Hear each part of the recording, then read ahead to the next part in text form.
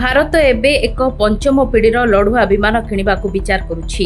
America राष्ट्रपति Donald Trump Bharat को F-35 किणवाक प्रस्ताव देइछन्ति। किंतु भारत रूस निर्मित सुखोई 57 किणवाक विचार करुछि। सेपटे ईरान इस्राएल युद्ध मध्य नाटो देश माने निज निजर लड़ुआ विमान गुड़ी प्रस्तुत रखिछन्ति। एपरि स्थिति रे भारत रे F-35 विमान ओह्लाइबा समस्त को आश्चर्य करथिबो निश्चय। किंतु यह सत ब्रिटेन एक F-35 लड़ुआ विमान भारत रे ओह्लाइछि। ए विमानटी ब्रिटिश विमानवाही युद्ध जहाज HMS प्रिंस ऑफ वेल्स रे मुतयन थिला।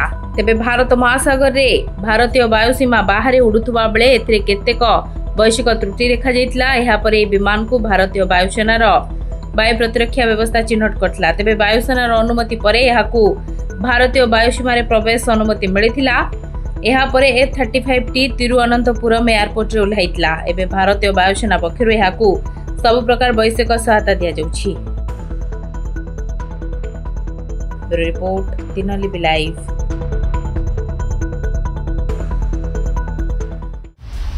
दिनलिपि लाइव को एबे ही लाइक शेयर सब्सक्राइब करंतु।